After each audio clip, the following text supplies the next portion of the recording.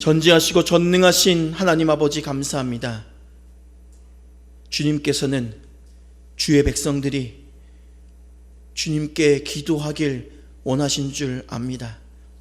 우리가 기도를 쉬는 죄를 범치 않도록 주님만을 바라며 주님께 기도하는 능력에 힘입어 살아가는 그리스도인들 될 수 있도록 주님께서 함께 하시고 도와주시옵소서. 우리가 기도한 모든 기도의 제목들 하나님께서 흠양하여 주옵시고, 하나님께서 가장 좋으신 하나님께서 가장 좋은 때에 좋은 것으로 기도의 열매가 맺히게 하여 주시옵소서. 감사합니다. 우리의 구주 되시는 예수 그리스도의 이름으로 기도드립니다. 아멘. 우리 이 시간 하나님 살펴볼 하나님의 말씀은 요한복음 12장 말씀입니다.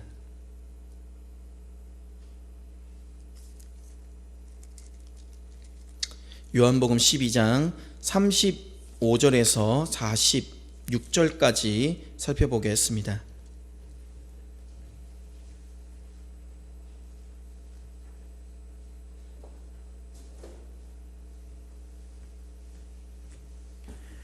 요한복음 12장 35절에서 46절까지 제가 가진 성경책으로 신약 168페이지에 있습니다. 12장 35절에서 46절까지 다 찾으셨으면 우리 한 목소리로 합독하도록 하겠습니다.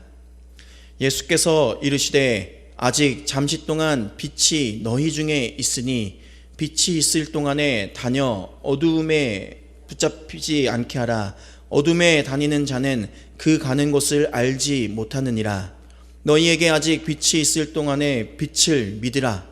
그리하면 빛의 아들이 되리라. 예수께서 이 말씀을 하시고 그들을 떠나가사 숨으시니라. 이렇게 많은 표적을 그들 앞에서 행하셨으나 그를 믿지 아니하니 이는 선지자 이사야의 말씀을 이루려 하심이라.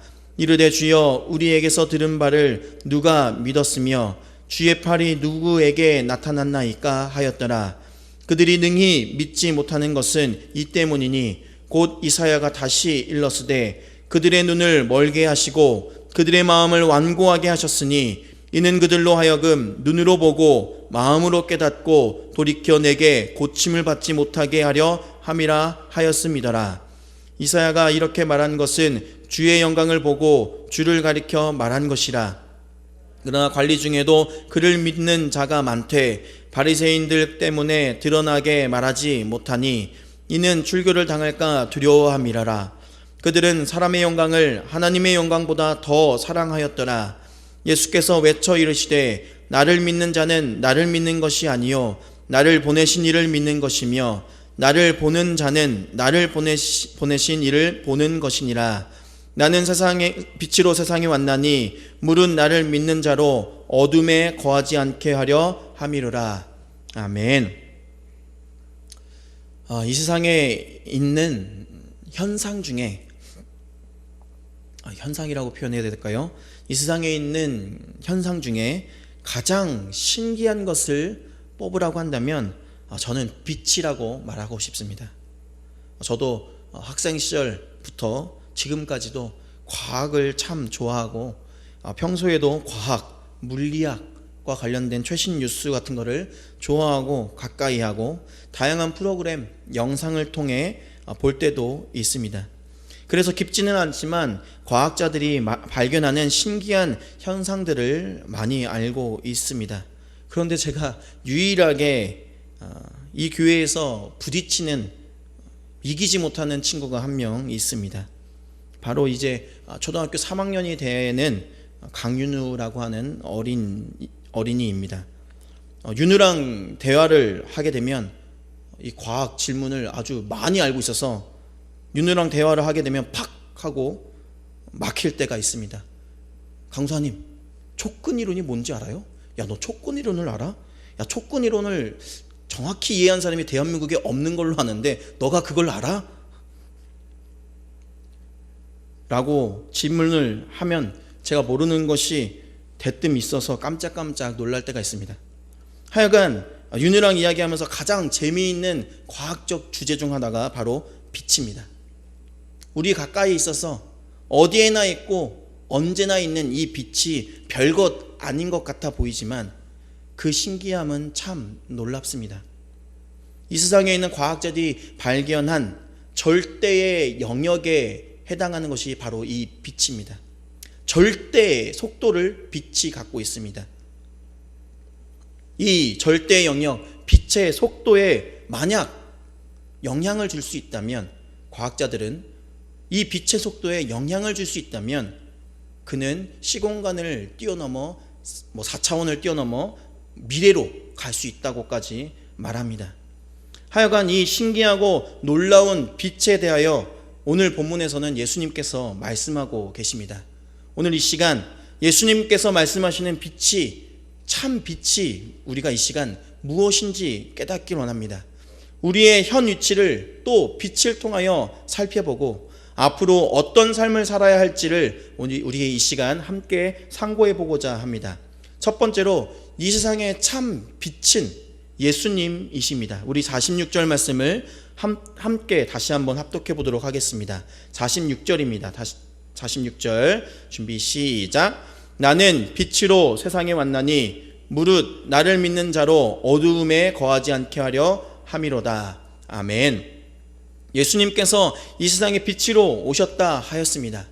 빛에는 많은 속성들이 있지요. 첫 번째로 빛은 어두움을 비추어 줍니다.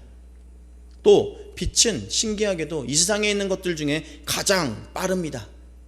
진공 상태에서 1초에 30만 킬로미터를 이동한다고 합니다. 그리고 빛의 또 다른 특징이 무엇이 있냐? 직진합니다. 어떠한 경우에도 빛은 앞으로 일자로 직진해 나아갑니다.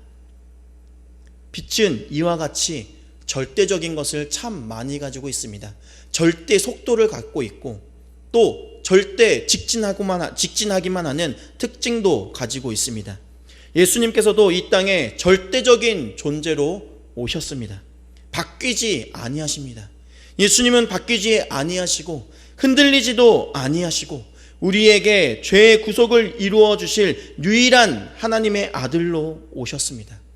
바로 내일 십자가의 고통이 있음에도 불구하고 바꾸지 않고 아버지의 뜻대로 십자가를 끝까지 순종하였던, 바뀌지 아니하는 절대적인 하나님의 아들로 오신 분이십니다. 이 절대적 참 빛이 되시는 주님은, 주님과 함께하면 다양한 기적들이 일어나는 것을 우리가 성경을 통해 알 수 있습니다. 가나 혼인잔치에서 물이 포도주가 되는 장면도 있고요. 폭풍우가 몰아치는 가운데 폭풍우를 잠잠케 하시기도 하고, 귀신 들린 자가 평온케 되는, 귀신을 물리치기도 하시고, 혈루병을 앓던 이가 낫기도 하며, 오래된 병자에게 회복의 은혜가, 또 눈먼 자에게, 날 때부터 눈 멀었던 사람에게 세상을 볼 수 있게 하시기도 합니다.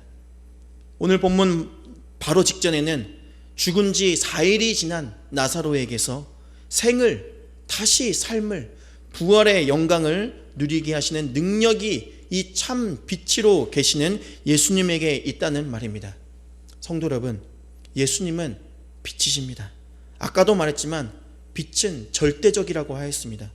그러니 빛 대신 예수님도 절대적이다라는 사실을 기억하십시오. 빛은 절대적이다, 변하지 않는다. 그렇다면 빛 되시는 예수님도 변하지 않는다는 말입니다.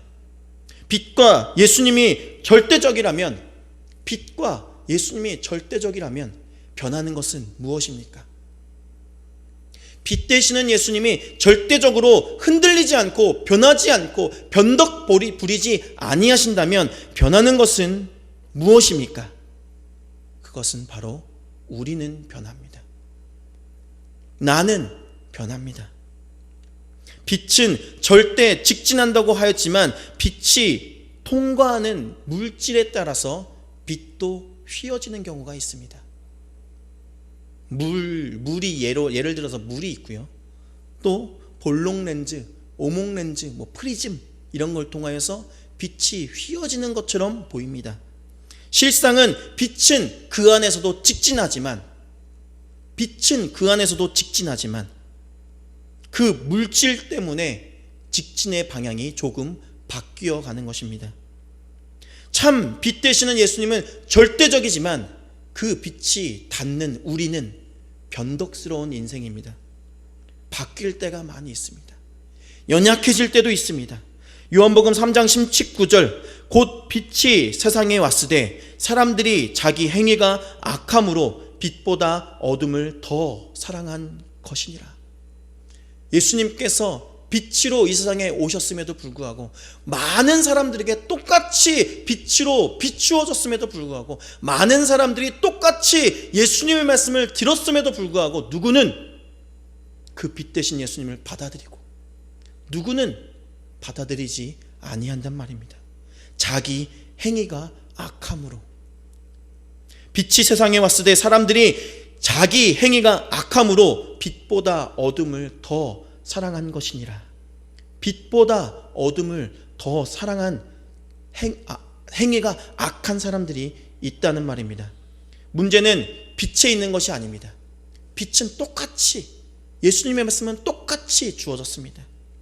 문제는 빛에 있는 것이 아니라 변덕스러운 나에게, 우리에게 있는 것입니다. 자기 행위가 악함으로. 우리는 이 사실을 기억하고 악하고 변하고 변덕스럽고 하는 나를 의지하지 말고 절대적인 빛 대신 예수님만을 구하시고 예수님만을 만족하시고 예수님만을 의지하십시오. 나를 의지하는 순간 변합니다. 나를 의지하는 순간 포기하고 돌이킬 때가 많이 있습니다. 그러나 변하지 않는 참 빛만을 바라는 그리스도인이라면 변하지 않을 수 있습니다. 우리는 변덕스러운 어두움을 더 사랑하는, 행위가 악하여 어두움을 더 사랑하는 그런 변덕스러운 나를 의지하지 말고 절대적이고 변하지 아니하시는 빛 되시는 예수님만을 의지하시는 이 자리에 함께 하시는 모든 주의 백성들 되시길 바랍니다. 첫 번째로 빛은 참 빛으로 예수님이 오셨다고 하였습니다. 그렇다면 빛이 있다면 반대가 있겠지요. 빛이 있다면 어두움이 있습니다. 어두움의 특징은 무엇이 있을까요? 어두움에 있으면 어디로 가는지 알지 못합니다. 깜깜하니까. 내가 어디 서 있는지도 모르고 어디로 가야 하는지도 모르는 것이 어두움에 거하는 사람입니다. 우리 다시 한번 35절 말씀을 우리 합독해 보도록 하겠습니다. 우리 35절 말씀을 한 목소리로 합독하도록 하겠습니다. 예수께서 이르시되 아직 잠시 동안 빛이 너희 중에 있으니 빛이 있을 동안에 다녀 어두움에 붙잡히지 않게 하라. 어두움에 다니는 자는 그 가는 곳을 알지 못하니라. 아멘.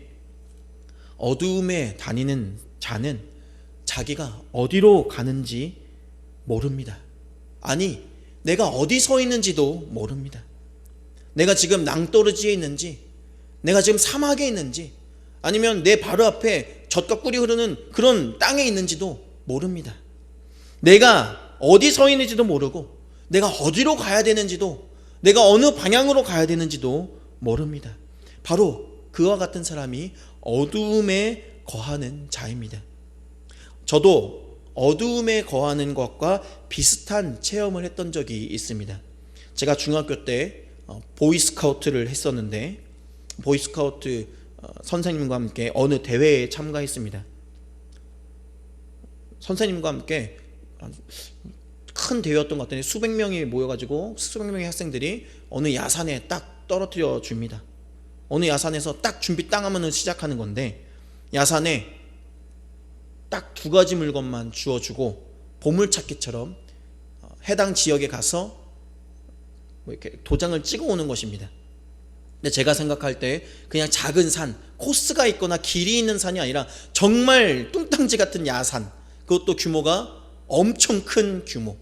우리가 보물찾기 하면은 교회에서 보물찾기 한다고 하면은 한 5분 만에 저희 교회는 5분도 안 걸립니다. 뭐 1분 만에, 아니 시작하기 전에 주일학교애들이 다 찾아나가지고 한 3-4개씩 막 들고 있는 경우 많이 있는데 그런 보물찾기가 아니라 정말 제 기억에는 태조산만한 큰 산에, 길 없는 큰 산에, 야산에 학생들만 뚝 내려놓고 딱 두 가지 준비물만 주고 시작하는 대회였습니다. 그때 지정된 위치를 모두 찾는 준비물 딱 두 가지가 있는데 무엇이 필요할까요? 무엇이 있으면 많은 이 도장을 찍어 올 수 있을까요? 두 가지가 바로 첫째는 지도는 당연히 필요하겠죠. 두 번째는 바로 나침반입니다. 우리가 지도만 있으면 되는 줄 아는데 나침반이 없으면 아무리 지도를 봐도 내가 지금 어디 서 있는지를 알 수 없습니다.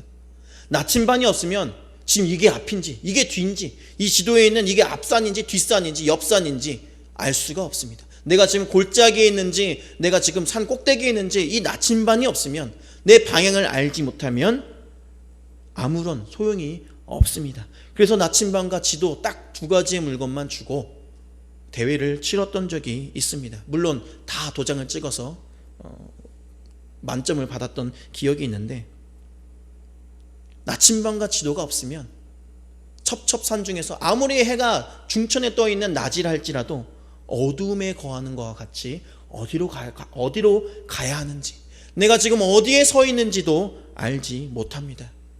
또 비슷한 경우가 있을 것입니다. 망망대해에도 비슷한 경우가 있습니다. 망망대해에 떠 있을 때 지도만 있다고 다 된 것으로 생각하면 안 됩니다. 지도가 있어도 안 됩니다. 지도와 나침반이 있어야 합니다. 물론 망망대해에서는 태양이 뜨고 지는 방향을 통해서 동서남북을 어느 정도 유추해낼 수 있고, 또 흔들리지 않은 별 딱 한 개 있죠. 북극성을 찾으면 대충 북극성을 가리키는 방향이 북극이니까 이렇게 가면 되겠다, 이런 감은 있겠지만, 이 망망대해에서도 나침반이 없으면 어디로 가야 하는지 모르는 깜깜한 어둠에 거니는 사람과 똑같습니다. 가는 곳을 알지 못하는 사람은, 내가 지금 어디에 서 있는지 모르는 사람은 어두움에 살고 있는 인생입니다. 그런 인생이 어떤 노래를 부릅니까? 세상에서는 그런 인생의 노래를 가리켜서 세상은 요지경이다, 세상은 어디로 갔다가 어디로 흘러가는지 모르는 그런 세상은 요지경이다 라고 하는 노래를 부르며 살아갑니다. 그러나 그리스도인들은 다릅니다. 빛이 있고 빛을 알며 빛 가운데 살아가는 사람, 그리스도인들은 다릅니다. 내가 어디 서 있는지 알고 내가 어디로 가야 하는지 목적을 아는 사람이 바로 그리스도인입니다. 그리스도인은 먼저 내가 죄인인 줄을 알고, 내가 빛 되시는 예수 그리스도를 말미암아 저 하늘나라로, 저 천국으로 갈 수 있다는 사실을 알고 있습니다. 그리스도로 살아간다는 방법을 이 성경 말씀을 통하여 알고 있는 것입니다. 그런 빛 되신 예수님과 함께하는 사람은 어두움에 거할지라도 어디로 가야 하는지, 내가 지금 낭떠러지에 있는지 아니면 내가 지금 젖과 꿀이 흐르는 땅에 있는지 내 위치를 알고 방향을 아는 사람입니다. 성경에서도 아브라함이 있습니다. 아브라함도 우리가 잘 알기로 갈 바를 알지 못하지만 본토 친척 아버지의 집을 떠났다고 하였습니다. 그렇다고 하여서 아브라함이 정말로 어디로 가는지 목적 없이 살았던 사람입니까? 아니요. 믿음의 사람 아브라함은 갈 바를 알지 못했지만 하나님이 인도하는 대로 살았던 사람입니다. 하나님이 가르쳐 주신 대로 살았던 목적이 있는 사람이었습니다. 내 목적은 없지만, 내가 어디로 가야겠다라고 하는 목적은 없지만 하나님의 목적대로 살았던 사람, 그가 바로 아브라함입니다. 하나님이 가라 하시면 가고 멈추라고 하면 멈췄던 사람, 바로 그와 같은 사람이 아브라함입니다. 적어도 아브라함은 지금 내가 어디로 가는지 몰라도 나보다 나를 더 잘 아시는 하나님께 인도함을 받는 인생이었습니다. 또 요셉은 어떻습니까? 아버지 야곱의 사랑을 독차지하였으나 형제들의 미움을 입었던 요셉, 그는 어떻습니까? 형제들의 미움으로 인하여서 애굽에 팔려갔던 요셉이 정말 세상은 정말 요지경이구나, 세상은 정말 요지경이구나, 이렇게 살아가는 사람이었습니까? 아니요. 낙심하거나 포기하며 숨쉬니 살아간다 라고 하며 살았던 인물이 아닙니다. 그는 분명 내가 왜 애굽에 팔려갔는지, 그때 꾸었던 꿈이 어떤 꿈의 의미인지 그것은 몰랐을지언정 나의 인생을 인도하시는 하나님을 의지하며 꿋꿋이 살았던 믿음의 위인입니다. 출애굽의 모세와 이스라엘은 어떠합니까? 요단강만 건너면 꿈에도 그리던 젖과 꿀이 흐르는 가나안이 있음에도 불구하고 하나님이 허락하지 아니하니까 들어가지 아니하였습니다. 들어가지 아니하고 광야에서 40년이라고 하는 시간을 보냈습니다. 아니, 광야에서 방향을 몰라서 40년 동안 헤매었던 것이 아닙니다. 어디로 가면 가나안으로 가는지 알고 있었습니다. 저 산만 넘어가면 가나안이란 사실을 알고 있었을지라도 내 생각이 아닌 하나님께 맡기며 불기둥과 구름기둥만 바라보며 살았던 사람들이 바로 출애굽의 사람들입니다. 사랑하는 성도 여러분, 우리는 지금 어디에 거하고 있습니까? 어둠에 거하고 있지는 않습니까? 내가 지금 어디에 서 있는지, 내 위치도 모르고 어디로 가야 하는지 목적도 모르는 인생으로 살아가고 계십니까? 그렇다면 예수님께, 하나님께 의지하십시오. 앞서 말한 신앙의 위인 말고도 수많은 사람들이 삼위 하나님만을 믿으며 살아왔습니다. 그러니 포기하지 마십시오. 그러니 어두움에 거하지 말고, 어두움에 내어주지 말고 우리의 인생을 빛의 영역으로 가득 채우십시오. 밝게 살아가십시오. 내가 가야 할 길을 하나님께 의지하시는 주의 권속들 되시길 바랍니다. 이렇게 빛의 존재도 알았고 어두움의 존재도 알았습니다. 그런데 오늘 본문에서는 더 큰 은혜를 우리에게 말해주고 있습니다. 그것은 단순히 우리가 빛만을 쫓아가는 인생이 아니라 빛의 아들로 세워주신다는 사실입니다. 우리 36절 말씀, 우리 마지막으로 36절 말씀도 합독해 보도록 하겠습니다. 준비 시작. 너희에게 아직 빛이 있을 동안에 빛을 믿으라. 그리하면 빛의 아들이 되리라. 아멘. 예수님께서는 이 말씀을 하시고 숨으셨습니다. 이 말씀이 예수님의 말씀입니다. 그리하면 빛의 아들이 되리라. 우리가 빛의 아들이 될 수 있다고 말씀하십니다. 이제 어둠에 거하더라도 이제는 빛의 아들로서 빛을 비추는 사람이 될 수 있게 된다는 것입니다. 더 이상 가는 곳을 알지 못하고 내가 지금 어디 서 있는지도 알지 못하는 그런 두려운 인생이 아니라 담대한 인생으로 이제는 다른 사람에게 빛을 비추어 줄 수 있는 빛의 아들이 될 수 있다고 말씀하십니다. 그러나 우리가 이 시간 함께 주목해 보아야 할 단어는 빛의 아들이 되리라, 그것에 있는 것이 아니라 바로 앞에 있는 단어입니다. 그리하면 빛의 아들이 되리라. 조건이 붙었습니다. 그것이 어떤 조건입니까? 빛을 믿으라. 빛을 믿으면 너희가 빛의 아들이 되리라. 조건이 붙었습니다. 참 빛이 되시는 예수님을 믿으면 빛의 아들이 될 수 있다는 말입니다. 우리가 빛의 아들이 된다면 좋은 것이 무엇이 있을까요? 저는 두 가지를 생각해 봤습니다. 첫 번째로 내가 어디 있는지 내 현 위치를 알고 또 어디로 가야 할지 목적을 잘 알 수 있게 될 것입니다. 더 이상 두려워하지 않고 어둠 가운데 거하면서 내가 어디로 가는지 두려워하지 않아도 될 것입니다.